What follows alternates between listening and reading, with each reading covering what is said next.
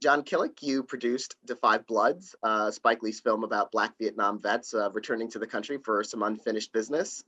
You've worked with Spike Lee going all the way back to Do the Right Thing, but this film takes him to a different milieu than usual. Was this quite a different creative and logistical experience for you working with him? Well, I guess it is different logistically. This was a very challenging movie physically. The logistics of getting there, of choosing the location, there's a real physicality built into the script that we all participated in, the actors and the crew. Very physical. We're in jungles and rivers and boats and up and down mountains in intense heat and very remote locations. So yeah, there's a scale and physicality to the film that is quite different, but creatively, it really is a similar approach to the way we always go about making our films, and the way we have since Do the Right Thing, which was shot in 1988, 33 years ago.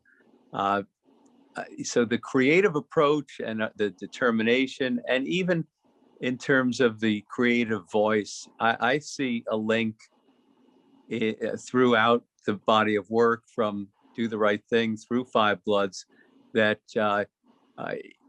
shows different characters, different points of view, different situations, but certainly not only see and feel Spike's voice and fingerprints, but there's also some form of creative continuity to the material, where people are have different points of view, are have strong they're strong characters with complex characters, complex situations, deep and relevant conditions and situations that they're working their way through with the audience. So yeah, very different logistically this time, but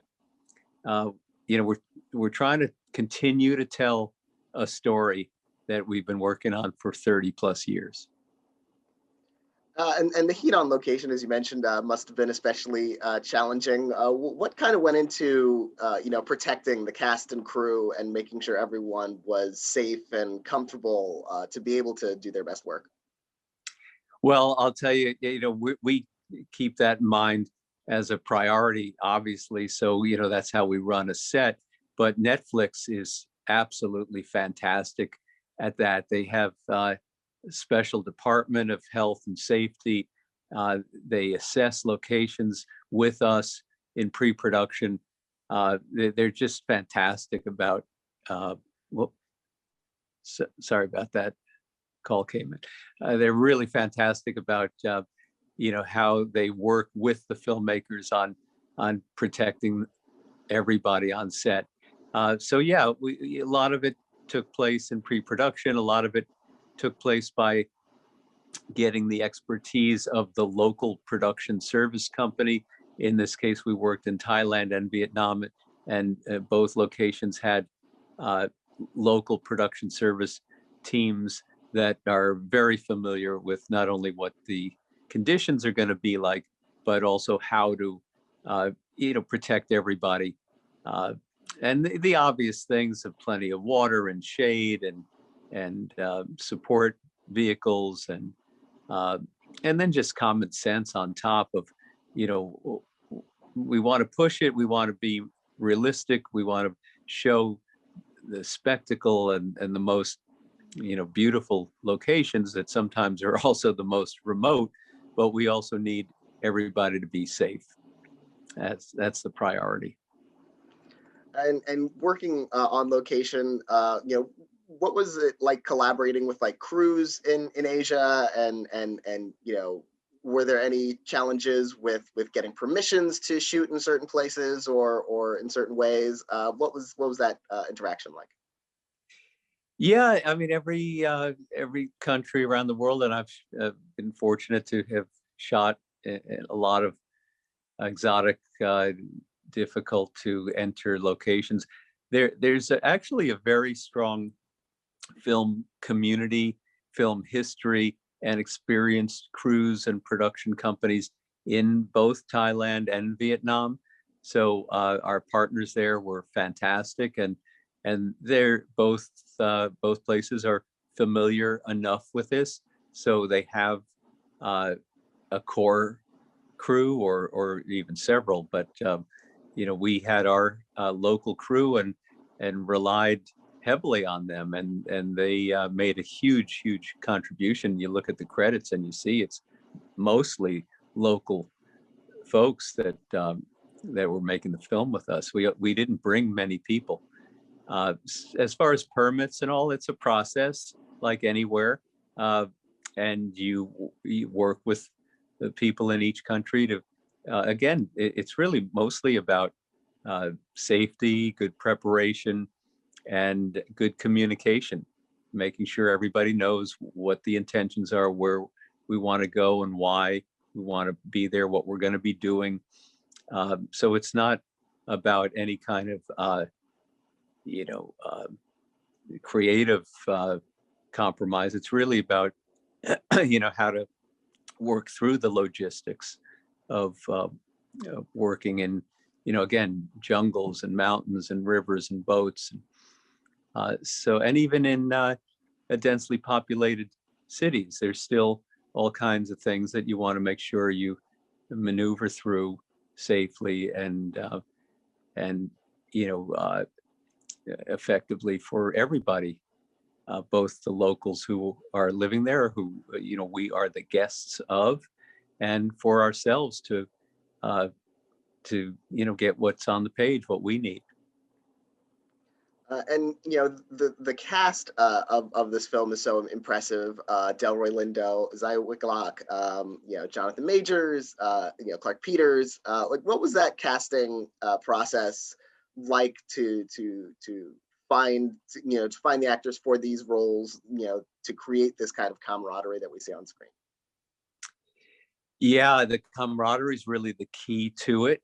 So Spike's amazing at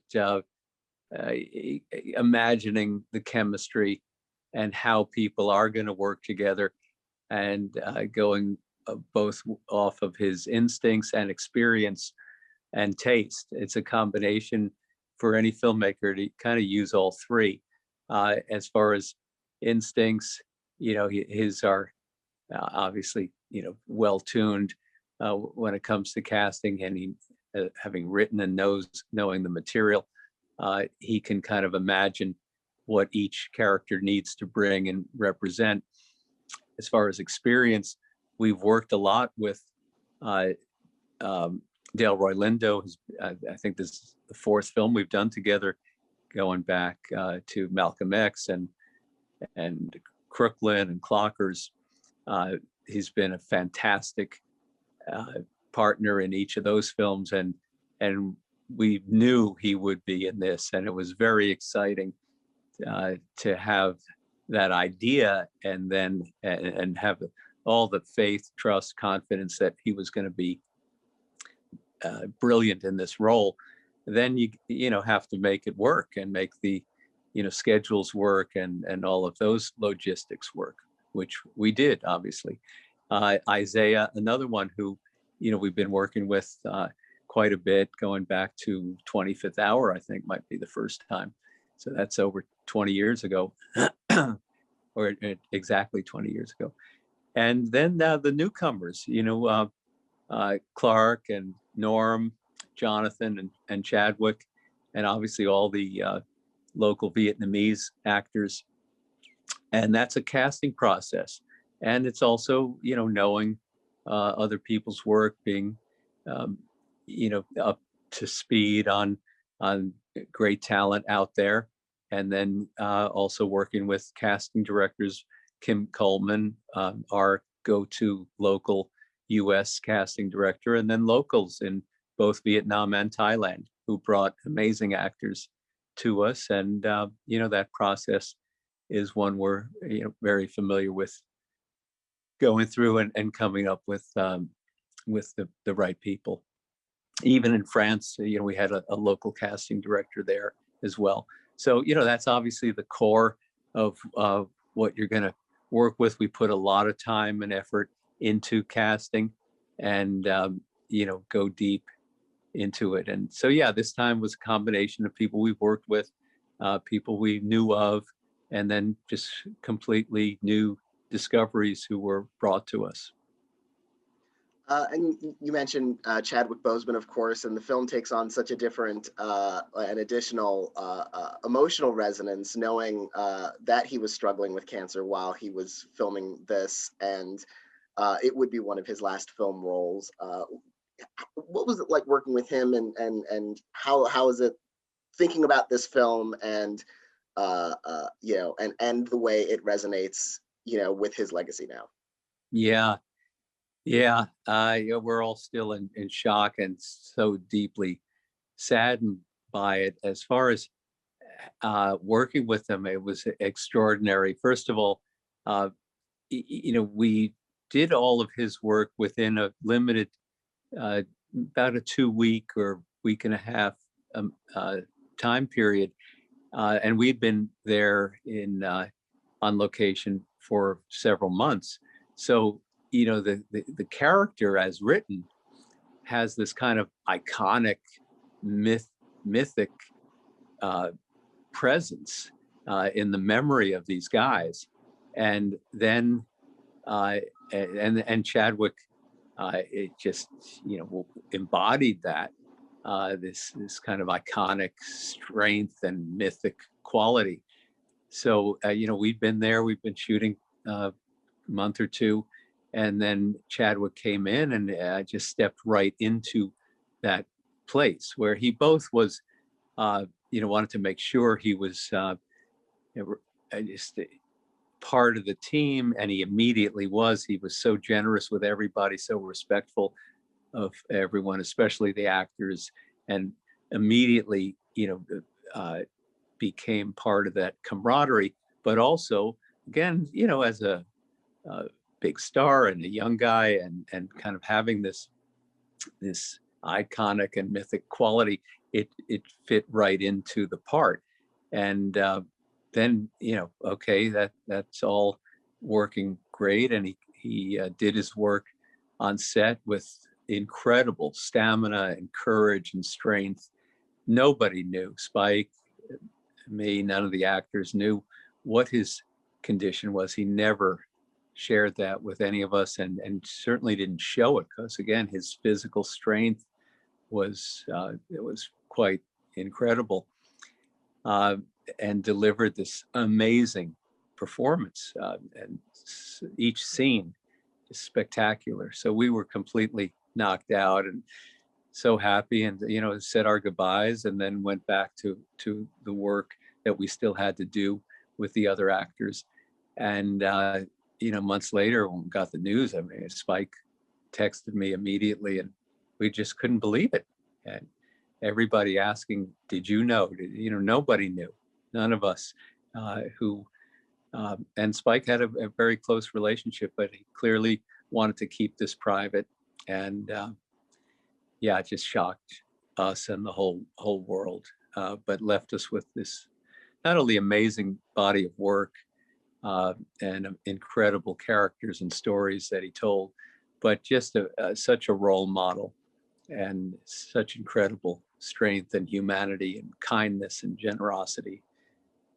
So, yeah, tough to accept it, but have great memories and a great legacy of the work. And you mentioned how helpful Netflix was in this production, and in this day and age, especially in this pandemic year, when so much of the way people are seeing movies is virtual or on streaming services.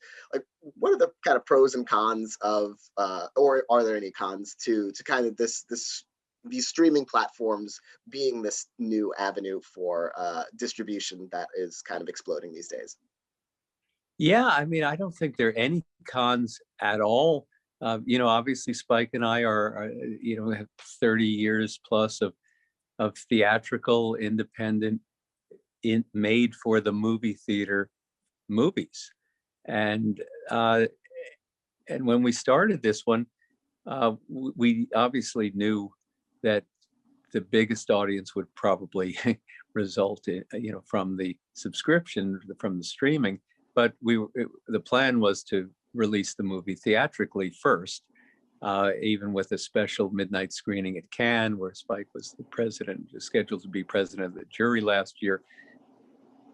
Screen at midnight in Cannes was the hope we had for the film, and then release it theatrically a month or two ahead of streaming, and then have it continue theatrically during streaming. I guess kind of like Irishman, Roma, and others, Marriage Story. The pandemic obviously changed that, and theaters were shut down. Cannes didn't happen last May, and we couldn't release theatrically in June and July. But the other thing about it is, well, there are two things. One specific to this movie is that we thought, this movie is going to work very well in that format. Vietnam, and Spike and I are old enough to remember it from our childhood. It was the first and maybe only truly televised war, where you were literally in the trenches, where you saw the bodies come home. A lot of things like that are not even allowed to be on television anymore.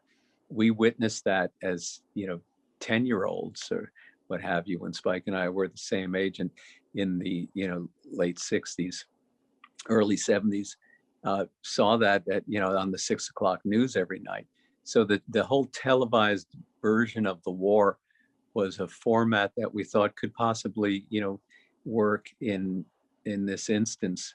But also, they have the means to help us produce the movie at the level that we wanted it made. And they enhanced the production value by doing so, and by being able to afford us, that